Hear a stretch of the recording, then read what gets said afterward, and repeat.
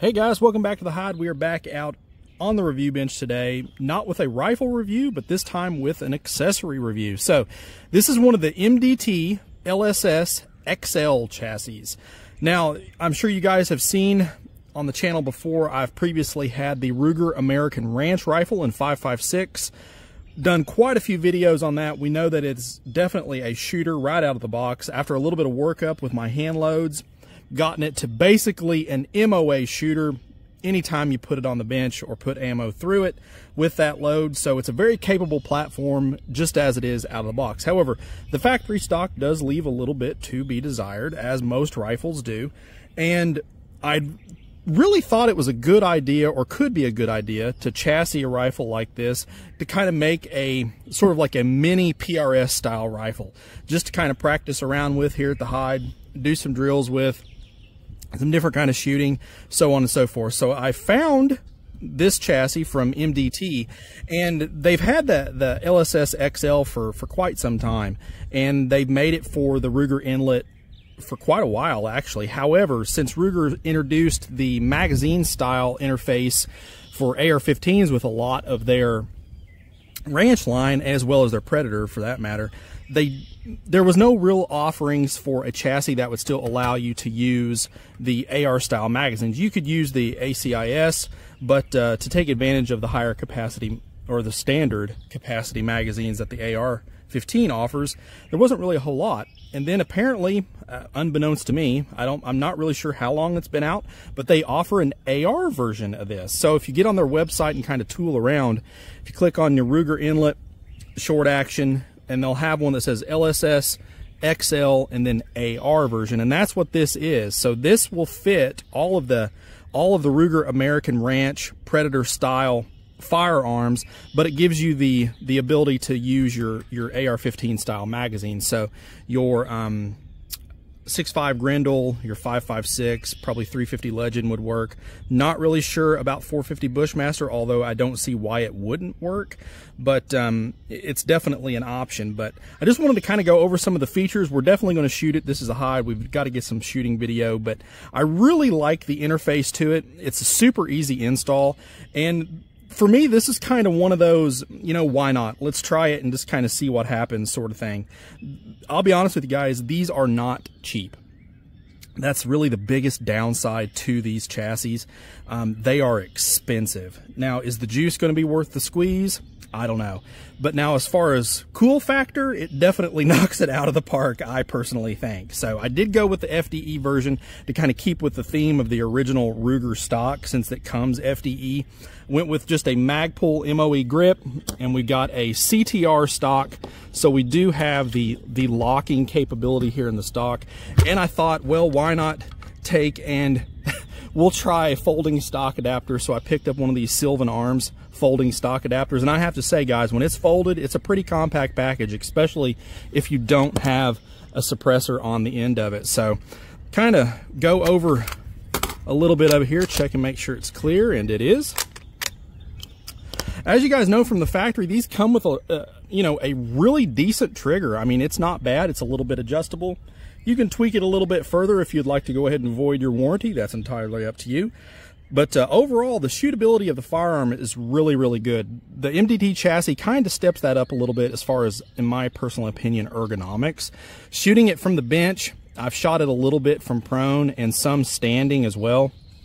I mean, it interfaces with your body really, really well. It comes with, you know, a really wide trigger guard, so you don't have to worry about using gloves. Comes with a barricade stop here at the front, so you can really plant that stock into a barricade and get a good stability. I really like this feature here. I'm gonna see if I can kind of get it on camera, but if you're shooting for precision and you're trying to keep this thumb out of the way from doing stupid things when you're trying to squeeze your trigger, it's got a little thumb shelf here that you can kind of rest your thumb on to kind of keep it out of the way, and then you're able to kind of press your trigger. So that's a nice feature as well. Stock adapters, if you guys decide to go this route, I will say one thing: buy a good one. Don't buy the cheap ones that you see. They are just absolute trash, guys. spend the money, get a Sylvan or a Law or something like that, if that's what you want. I'm still on the fence about this. I don't know if I'm going to leave it on there or not. It does introduce a little bit of kind of wobble, as you can see here. So for precision, that may not be the best, but we'll see how it does. I've not shot this for groups since I've had the chassis put on here. There's a little ball detent that keeps your stock kind of out of place. So it just kind of flops over there, and then when we're ready to shoot it, you just kind of flip it into action. But overall, length here with it folded. Now I'm not going to measure the suppressor, but just from the tip of the muzzle all the way back here is about 28.5 inches. So you talk about putting it in a very tight, secure spot, or easily transportable, that is for sure. The weight, however, that's kind of really the downside. You wouldn't think, being a 16-inch carbine style bolt action 5.56 rifle, that the setup would be that heavy. Now I'm going to go ahead and take the suppressor off here just so I can get a good representation of the weight. Sorry about the pause there, guys. I had to grab my wrench to kind of bump that suppressor loose, but this would be a kind of a sample size of one. I mean, your mileage is going to vary depending on the accessories that you use, but this is just a cheap run-of-the-mill flip down bipod, so nothing out of the ordinary there. And then I am using, so we're at about 10 pounds 3 ounces, which to be honest with you is a little ridiculous. Now I will say though, on the bench and shooting from prone, the added weight definitely helps, and I would venture to say that most shooters in that type of shooting are probably going to like a little bit more weight. You're not really toting the rifle around per se, so it could be very beneficial. But we're going to shoot 4 different loads. I've got some one hand load with some 55 grain VMAX stuff that I really like shooting, some SIG, some Federal Gold Medal, and I think some of the Frontier match. So we'll kind of see what it does. I'm really interested to see what kind of accuracy we can see out of this thing. So let me get this thing over on the bench. We'll get the camera set back up, guys, and I'll see you over there. All right, guys, so we got a rifle over here on the bench set up. I've got 5 rounds of some 55 grain Hornady VMAX, just some bulk hand load that I keep here at the hide. It shoots good in a lot of different rifles, so I'm kind of interested to see how it would do for groups in this one here. We're going to shoot at 110 yards. We'll shoot 3 other loads. I will let the barrel cool in between each group, as usual. The overall fit and finish of the rifle is really nice. I really like how stable it is on the bench, as well as if you do shoot it prone, it's really stable in that regard too. The bipod mounting is really stable, so I really like that as well. But we'll take these shots here, kind of see how we do. First one's up. Alrighty, 110 yards.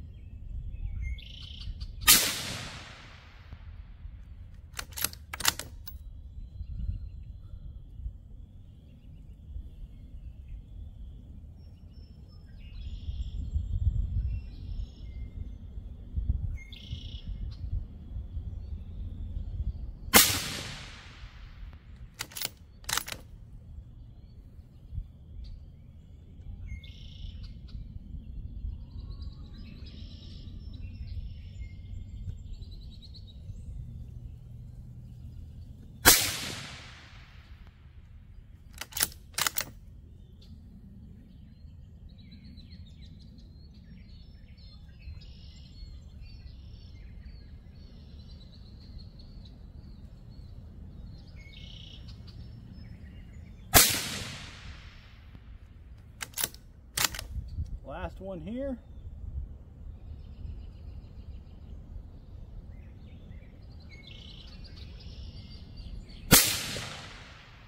All right, nice little drip. Not too bad at all. All right, so let me get our next 5 rounds loaded up and we'll get those going, guys. All right, guys, so here's our next 5 rounds. We have got 5 of the 55 grain hollow point match from Frontier. I've shot a lot of this in the past, some of the videos. It's kind of one of those things. It really hasn't performed well for me, but it's a popular round right now, so I want to kind of highlight it and see what it'll do. But let's try 5 of these and see what happens.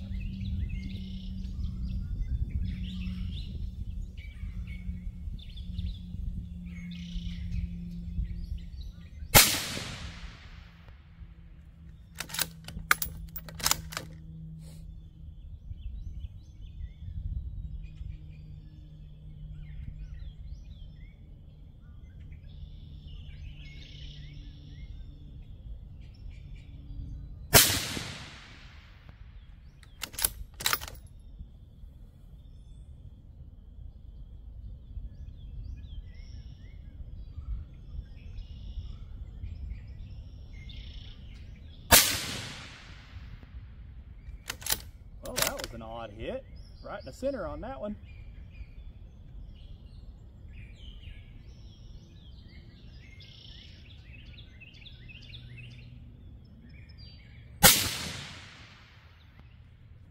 And that's about what I've come to see on that Frontier.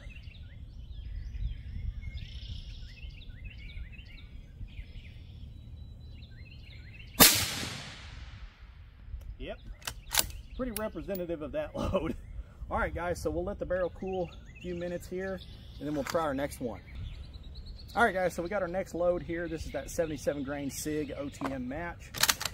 We'll try 5 of these at 110, see what happens.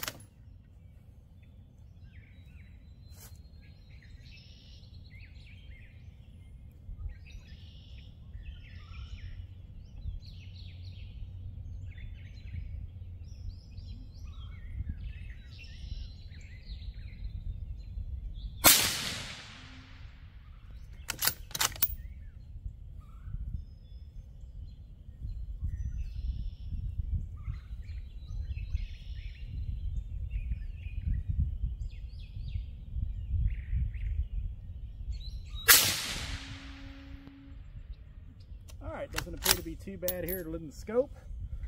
So we'll let the barrel cool again and we'll try our final 5 shots, guys. Alright guys, so we got our final load here. This is the 73 grain Burger open tip match. This is the stuff from Federal Premium. We'll try 5 of these at 110 and see how they do.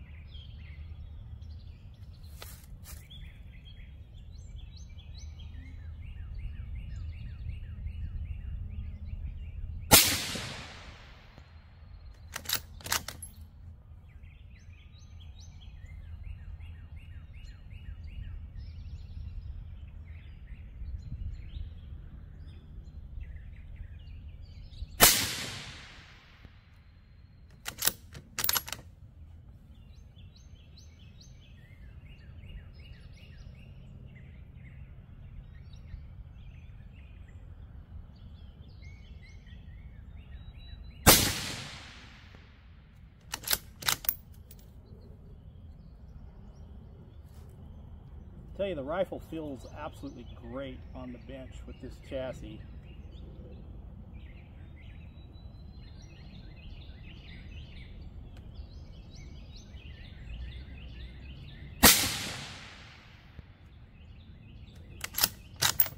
final shot here, guys.